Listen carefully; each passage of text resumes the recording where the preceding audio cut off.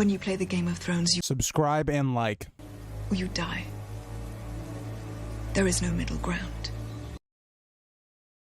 Alright, hello YouTube, welcome back to the GreaseCom YouTube channel. Today's video, we are going to be going through Dany VII, A Game of Thrones. This chapter going to be picking up right after the last one. After the last chapter with Dany, basically Drogo has decided they're going to go to war. We're going to try to take back the Iron Throne because there's been an attempted assassination on Dany's life. And so this chapter is going to be following that, right?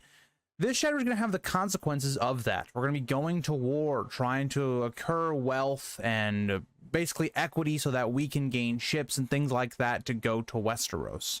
And we're going to see how that plays out in this chapter. And I think this chapter is a very important chapter for one thing specifically. We don't really get a lot of how bad war is and or how George wants to write about war in this first book. It's usually like the later books specifically focus on it, but this chapter really is kind of a prelude to some of the things we will see further on in the series, and so that really does make it very important to the story going forward. Dany VII opens on page 665 on a battlefield that has happened. Dany is on her horse Silver, walking past the dead and the dying. She sees the horrors of war. Men dead, thousands of sheep dead. The entire landscape is different. We see her Khalasar and all the horses have completely destroyed the landscape, and it really paints this picture of horror, right? All these sheep that could have been used for making clothing or for food or whatever have been mercilessly killed because of just violence. People destroying their entire, the Khalasar destroying their entire way of life. In the Larazine, I don't know exactly how to pronounce their name, but of those people destroying their entire way of life. She notes men from the Khalasar picking up arrows and killing those that are dying, and even later the dogs will come through to tear apart their flesh for food. Again, not a great look into how warfare really is. There's a lot of things that are not great, whether that's picking from the dead, looting their bodies. We've seen that with Bronn already in this book, whether that's the killing of people that were innocent or killing their lifestyle, right? Leaving them with nothing. She notes the smoke and fire coming from the town. Everything seems to have been put to the torch. Again, not only are you destroying their food and their sources of having any type of lifestyle and income, you're destroying their homes. It's a very bleak picture that is painted here by George in the opening of this chapter, but that gets us into page 666. She notes the people being corralled with whips. These people looked terrified as they were all to become slaves. Women, children, and the remaining men who were either old, craven, or crippled. Again, I want to point something out though. You know, she knows that some of these men were craven.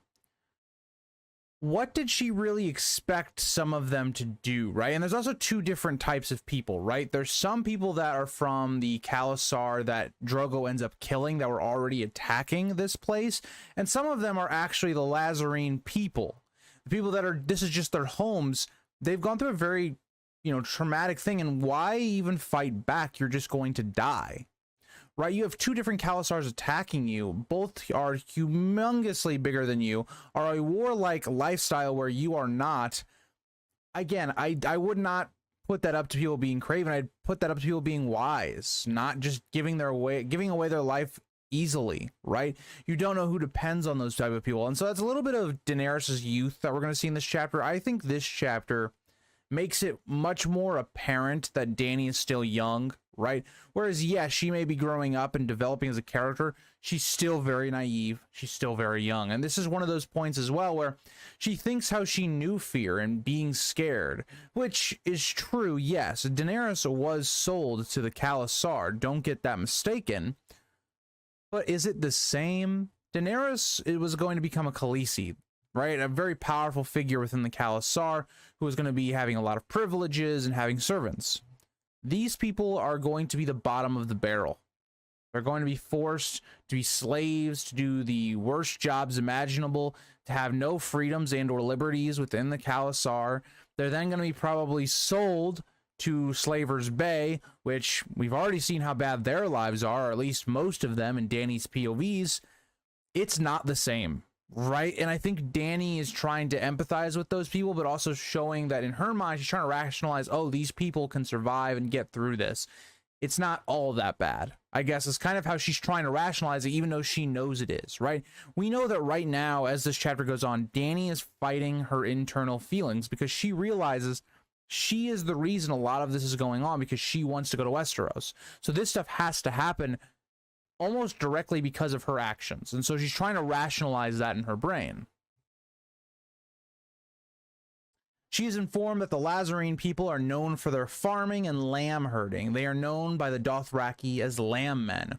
Once, Dany may not have known the difference between the two, as they both kind of look similar, the Dothraki and the Lazarine, but now it was much clearer. Again, Dany has spent so much time with the Dothraki, she knows what they look like and the differences in the cultures and things like that, but it again shows that these people were not a threat to Drogo. They were not some people that they needed to attack, but they did because they needed the extra wealth. They needed the gold, the things, the ships that they could get for these slaves, and that's why they attacked them. They were just an easy win for the Dothraki. Drogo had told her that they belong south of the riverbend, as they were not wanted on the Dothraki Sea, which really shows us the overall thinking of always taking and never trading, right? Like the Dothraki in a lot of ways do not really believe in this idea of trading. They believe in taking what is theirs. So when you look at when they go to these places like Pentos, it's them realistically taking without having to invade. They're not really trading. And so the Lazarine could actually be very useful to the Dothraki in terms of trading them sheep and things like that, but that's not the way the Dothraki look at it. They're thinking very short term to not really the big long-term picture. Because you have to think about it. If you wipe out their entire culture here, well, you get what they have now, but for the future, you're screwed.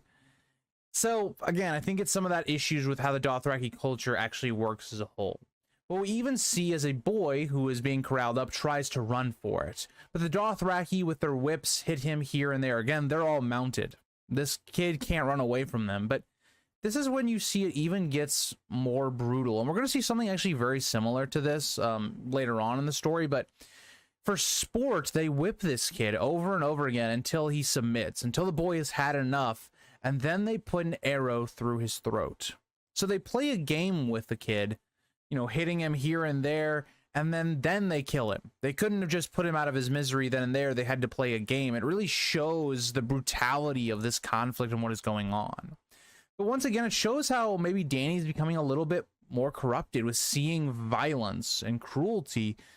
She doesn't really bat an eye here, right? It's not until a little bit later that we see her actually have some sort of reaction to this stuff. And for me personally, I think you can kind of take this two ways. For me, I see it as Dany is kind of trying to put on a strong face. She's trying to keep up this persona of strength that this has to be done, but she's battling that side of her that says this is wrong. And I think that's what's kind of going on here with Dany. Jorah notes that Drogo waits for her within the town, and Dany asks if he took any harm, and Jorah asks a few minor injuries and cuts, which is not the case, as we'll figure out later on. We learn that he slew 2 cows, Ogo and then Fogo, after Ogo was slain. And that gets us into page 667. We learn that the Lazarine unfortunately had already been attacked by Khal Ogo's Khalasar, but Drogo caught them both, slaying all. Dany even thinks what the Lazarine must have been thinking, seeing them.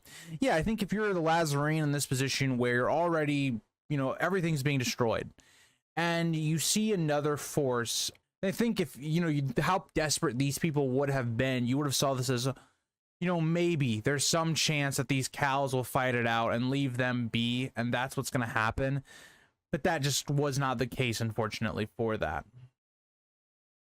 But Dany also thinks how weird the culture of the Dothraki is. It's not so long ago at Vaes Dothrak, Khal Ogo and Drogo had interacted like friends, as comrades, but now Ogo was dead. Again, a very weird culture. Again, Vaes Dothrak, everyone's kind of brought together, but after Vaes Dothrak, it's free game once again. It's just a very weird and interesting culture by the Dothraki. But across the road, Dany sees a girl. Again, I want to, you know, point this out before I go any further. This is a Song of Ice and Fire. There are some very graphic things, so if you do have, you know, struggles listening to things like rape, this will not be the best chapter to listen to, as there are some things that go on in this chapter that are not fantastic. So I just wanted to put a little bit of a caution there before I continue. But we see a girl who is being raped on a pile of corpses with other men fighting to even rape her further. Dany has to remind herself that she is the blood of the dragon as she turns away towards the gate. Again, it's Dany realizing this is wrong, but what should she do about the situation? This is just the natural occurrence of war, and this is terrible behavior, right? I think Dany realizes that, and that's why she can't really stomach it, but it's going to take a little bit before we get to that point. And I think really this is George's first introduction to how he writes war, how he deals with this topic, and showing that this should not be a conflict that's fun to read. It's hard to read this. Right, this is our first chapter in which, like, we really see a war going on. We're going to see more of this going forward in this book a little bit, but this is really front and center, seeing the after effects of the battle, and it's not a pretty picture. Jorah continues, most of Ogo's riders fled, but they still have about 10,000 slaves, to which Drogo will take to Slaver's Bay. Dany starts to break a little as she wants to cry, but she thinks this is war and the price for the Iron Throne. Think about what Dany is internalizing. She's internalizing that she's basically condemned 10,000 people to a life of slavery, taken them away from their homes, their families, and all of that.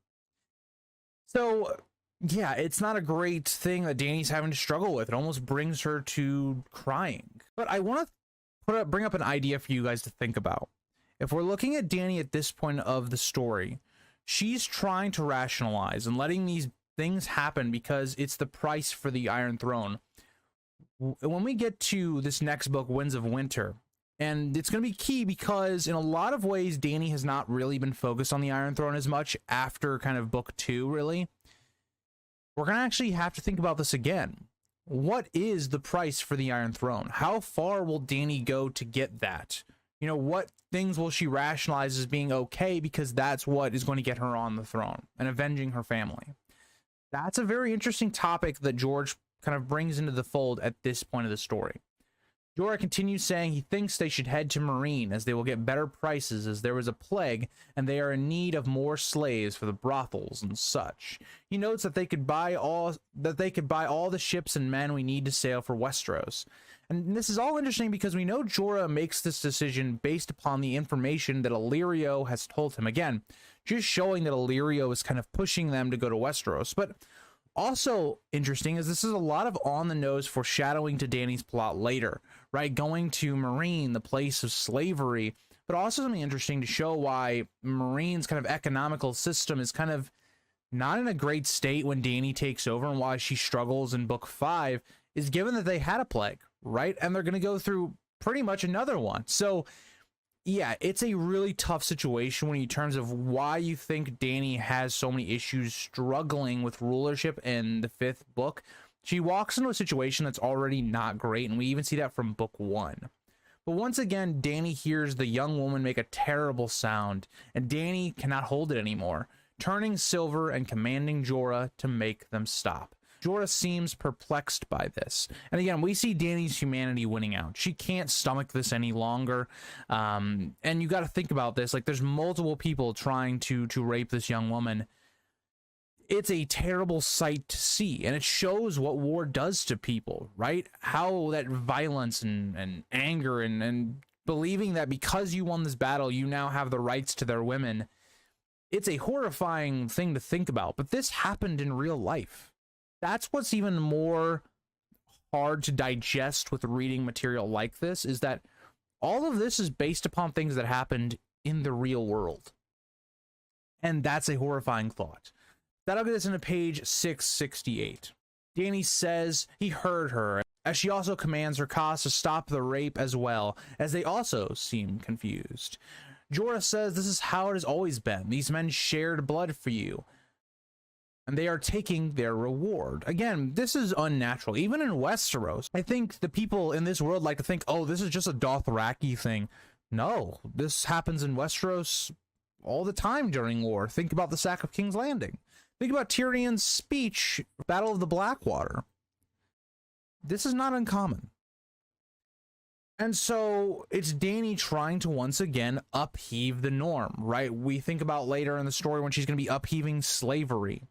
Same here, right? Her morality is winning out, that she needs to do something here. At this, the girl's wailing continues as a second man comes on to her. And Quaro, one of her cause, says, the girl is a lamb girl and is nothing. The writers do her honor. As her handmaidens agree, this is known.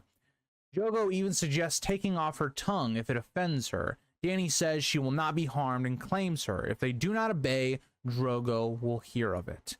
And this is quite interesting rationale that's just horrifying to think about.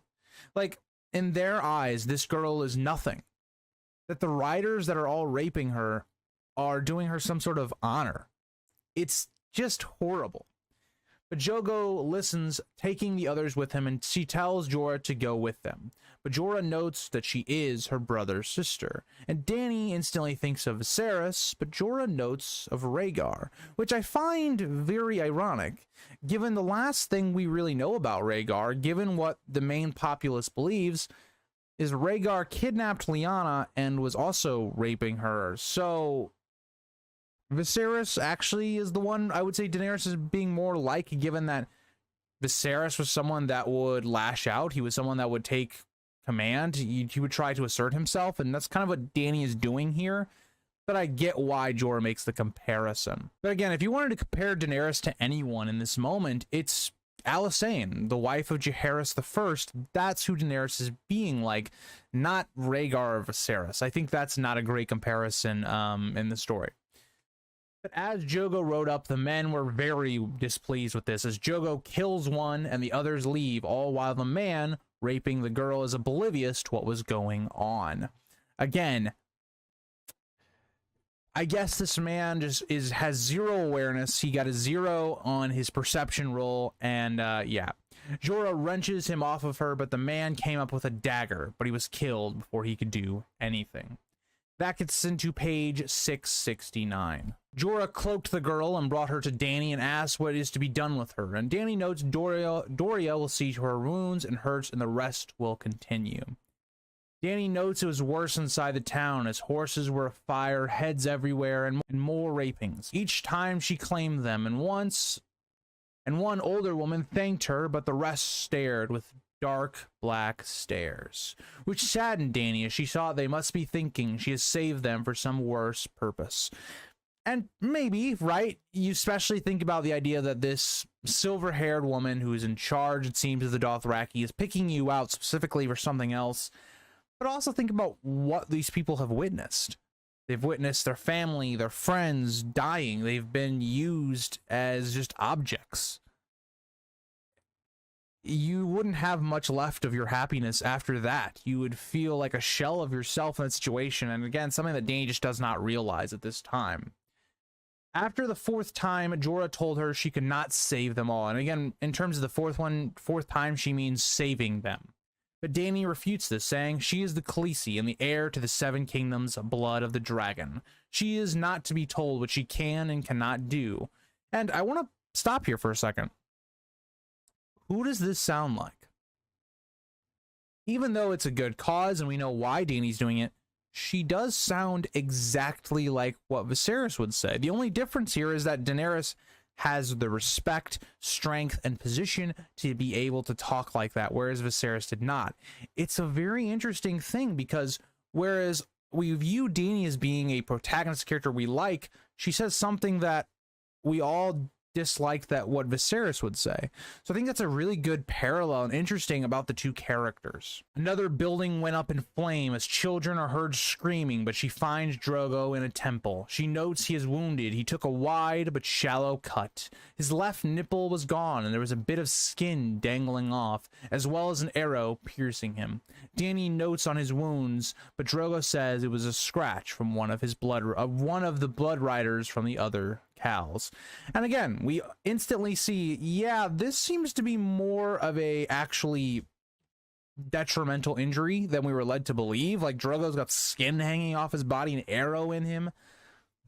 Yeah, it's not pretty. Drogo notes he killed the man for it and the Kyles, but Dany notes no one can stand before him. A Dothraki is instantly upon them, though, speaking to Drogo as he notes that Dany has taken his spoils of war on a lamb girl. Again, we're seeing that kind of come back up, and seeing what's going to happen because Dany saved all these people. Drogo asks Dany for the truth of this, and she tells him in Dothraki, so he would hopefully understand better. But Drogo did not seem pleased, as this was the way of war. These people were slaves to be used. These people were slaves to be used as they please. Again, it's Dany trying to do an upheaval of this culture that's been doing this for centuries, and getting a little bit of pushback.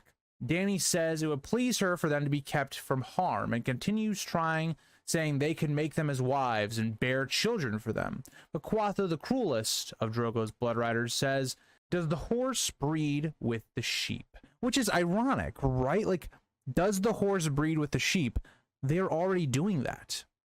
By, having their way with these women, they are spending their seed in them. That is possible to, have children. So even in that sentence that Quatho says, being not, consistent at all. So again, I think Dany is right. They should be taking these people as wives or things like that, but they just don't. They believe that they are a higher being, more or less, and that's beneath them. But being talked down to like this by Quatho brings up old memories as Dany thinks of Viserys talking down to her, and in her rage, she says that the dragon eats the horse and the goat. Again, it's Daenerys kind of tapping into her Targaryen / I would say her brother Viserys' side, and just threatening Quatho. But Drogo pipes up, and again, I want you guys to remember that the thing with the Dothraki that they value the most is strength. That's what they respect. And Dany coming out of here like this, while she is pregnant, while she is a Khaleesi, and she has a station to say things like this, it's going to give approval from someone like Drogo, because she is not backing down from Quatho. Drogo notes how fierce she grows, and it is because of their son who will mount the world. He seems to want to go to her, but as he lifts his arm, he winces in pain, again showing that Drogo is also playing this dance, that he is in fact in much more pain than he's giving, or that he's letting off, but he's playing the very strong stoic character, because if he shows weakness, it's not going to make him look as good. It's going to allow others to think, oh, maybe I can become the next Cal. We also get a moment here where Drogo tells the others off and for the man to find another mount, as Dany wants these ones. And Dany even feels his pain and notices that Jorah was not as forthcoming on his injuries, as they were worse than he had told her. Again, just noting on the differences here. And something I find interesting, it shows that Jorah is willing to kind of lie a little bit to make her feel better. It's something that's going to be brought up once again when we get to Jorah's betrayal.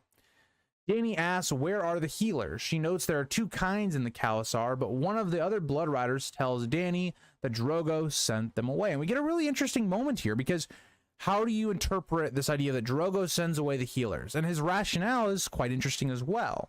Drogo says he sent them away because many were injured. Let them be healed first. The arrow wound and cut were just trophies he would tell his son of. So I think there's a couple ways you can interpret this whole thing from Drogo. One is Drogo does care about his Khalasar. He cares about the men that fight for him, and so he wants them to be healed before himself.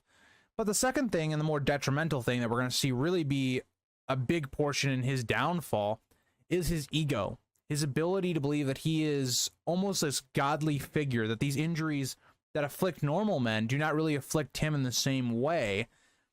And also, it seems like he has a lack of understanding of medicine and how, healing works. That seems to be a big portion of this as well. Dany could see the blood coming from the injuries and says it is not for Drogo to wait, and asks for them to bring Drogo a healer. But at this, the older woman, whom Dany had saved, comes up and says she can heal him. And this is a very curious moment. At this point, what is Miri's plan? Is she trying to gain favor with Dany? Is she trying to get revenge on the Dothraki and Drogo? What is she trying to do? And we're going to get some hints in this chapter, so I'm not going to talk about it too much here, but if you think about it right now, there is absolutely no reason as to why Miri shouldn't help him. She can gain a lot by this, in terms of currying favor from Dany, getting that protection from Dany, gaining more status within the Khalasar, even if she is just a slave. Or she may have a chance to kill Drogo and maybe bring about that downfall of this entire Khalasar. So this is a win-win scenario for Miri, in my opinion. But at this, the Dothraki threatened to kill her, but Dany wants no harm done, and Miri notes that she has some skill in healing, as she was a god's wife of the temple. Hago instantly notes that she is a magi, and again, very interesting enough, given that implies some sort of sorcery. But even Dany remembers a story in which it was said they slept with demons, performed the black arts, and even came to men in the night, sucking their souls from their bodies. Quite a lot of foreshadowing that we're going to see later on in the story that Dany kind of glosses over, and we're going to get a really interesting note in the next page. But Miri simply states that she is a healer, and that gets us into page 672. But we also know that Miri is kind of understating her abilities, as we'll see later on in the story. She notes that she is a skilled healer, and the Dothraki note that she is a healer of sheep, and that they will kill her and wait for the actual healer. Which I would not suggest killing her, but I also agree with the Dothraki. Why would you trust someone you just met, that you just invaded, that you just destroyed their entire way of life, to heal the Khal? Maybe allow her to heal some of your other Khalasar, but not the Khal. That's the part that I think is really stupid. I don't understand why Dany would even do that. And we know Dany's rationale, right? In the next line, Dany basically says, yeah, she trusts Miri. She doesn't look like a magi or a magi, however you want to say it. And again, this is judging by appearance. It's judging off of Miri's a woman and all this stuff. And so again, we see that Dany is overlooking that. And it's one of her key flaws, is her ability to trust women that will betray her. And Miri notes that she learned much from her mother and temple, but also she was in a caravan to Ashai and learned much from all sorts. But a particular name that comes up here is Marwyn the Maester, or Marwyn the Mage, that we learn of in book 5. But interesting enough, what does Marwyn actually teach her? Marwyn teaches her how to look at the insides of a dead body. He cuts up a body for her. Very interesting, because that's going to look at the magic of life and death and the secrets of the body. All things Miri is going to use. So that implies, what will Marwyn know? What will the conversation between Dany and Marwyn go if Dany remembers that Miri was kind of trained by him? That's going to be a very interesting conversation that we have to look forward to in Winds of Winter. Jorah asks what he wore on his chain to confirm this sighting, and she notes many medals, which seems to confirm her training, as maesters have good healing skills. Dany asks why she would want to help with this Khal, a good question, and she says, we are taught that all men are under one flock. She was sent to heal men. She is stricken as they are not sheep, but Dany tells him to stop. And Drogo notes the arrow must come out, and Miri agrees.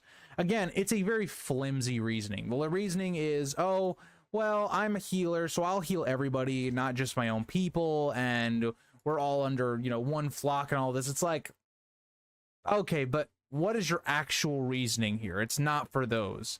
And that's not something they really question, and that's going to be to their detriment. Well, we don't know exactly if it's to their detriment, but given what happens, you probably don't want this woman around, even though I do think she actually did try to heal Drogo. But getting to page 673, Drogo commands her to do it then, and she says they must go to her temple for her healing supplies.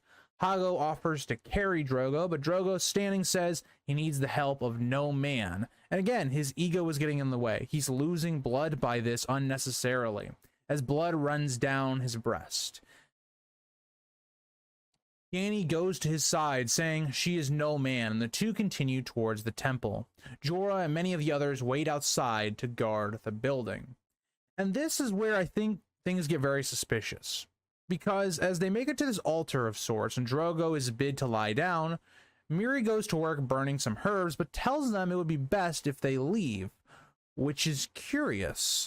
If Drogo was alone, was Miri planning to poison him? It makes sense. There wouldn't have been anybody else here to stop her. She could have done it. Drogo doesn't know anything about medicine, so she could have done that here, right? Nobody would have been able to stop her.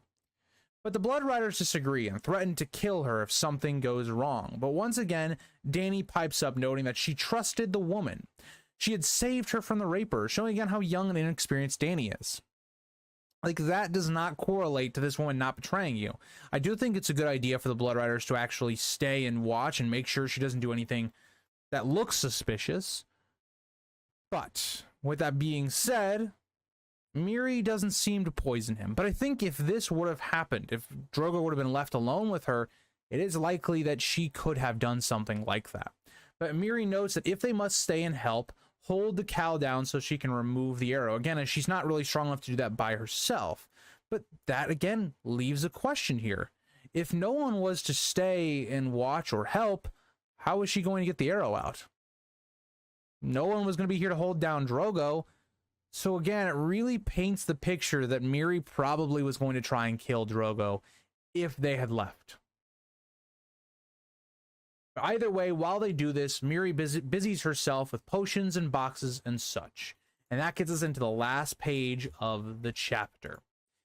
And again, given how vital the treatment is for Drogo to understand and how this is going to shape the rest of the chapter and all the rest of Dany's POV in this book, I want to actually just read it to you guys. I really do like reading parts, the most important parts of the book. So I'm going to do that, and then we'll kind of talk about it afterwards. When she was ready, she broke off the barbed arrowhead and pulled out the shaft, chanting in the sing-song tongue of the Lazarene. She heated a flagon of wine to boiling on the brazier and poured it over his wounds. Khal Drogo cursed her, but he did not move. She bound the arrow wound with a plaster of wet leaves and turned to the gash on his breast, smearing it with a pale green paste before she pulled the flap of skin back in place. The cow ground his teeth together and swallowed a scream. The god's wife took out a silver needle and bobbin of silk thread and began to close the flesh. When she was done, she painted the skin with red ointment, covered it with more leaves, and bound the breast in a ragged piece of lamb skin. You must say the prayers I give you and keep the lamb skin in place for 10 days and 10 nights, she said. There will be fever and itching and a great scar when the healing is done. Khal Drogo sat, bells ringing. I sing of my scars, sheep woman. He flexed his arm and scowled. Drink neither wine nor milk of the poppy, she cautioned him. Pain you will have, but you must keep your body strong to fight the poisoned spirits. I am Khal, Drogo said. I spit on pain and drink what I like. Kaholo, bring my vest. The older man hastened off. So again, what does this tell us? One, it does seem like Miri does actually give him proper health care, as in she goes about trying to stop the wound, take out the arrow. She's trying to seal up the wound, basically doing stitches and all these things. It seems like she actually is trying to help Drogo, trying to stop any type of infection from happening and closing the wound.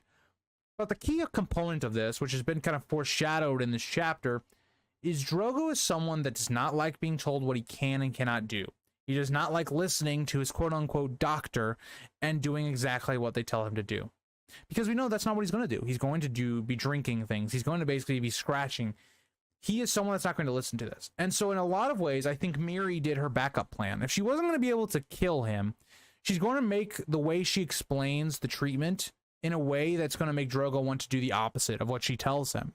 And that, I think, is very crucial. It's something I overlooked when I first read this series and when I watched the show. I didn't really realize that. I thought that Miri poisoned him here, but that does not seem to be the case. But we also see at the end of the chapter that Dany asks Miri about her experience in helping with birthing. And she says she knows much, as she has never lost a child when trying to deliver a child for someone. And Dany says she would ask her to help deliver her son. And this gets something out of Drogo once again. Drogo is a very arrogant person. He is someone that believes in his position and says, she is a slave and yours to command. Drogo gets up and tells them it is time to ride and leave this town. Quatho lingers as he wants to tell Miri that his fate will determine hers. As she says, the great shepherd guards the flock. A message that can mean many different things and very ominous given what we know. Again, the great shepherd, is she talking about the Lazarene and getting revenge for their people? Guarding them from the Dothraki for future attacks? All of this is very interesting to consider, but that gets us to the end of the chapter. So thank you guys all for watching. And Dany's chapters are always very good in this first book, in my opinion. And again, kind of a shorter one, but I hope you guys all enjoyed, and I'll see you guys in the next one. Bye, guys.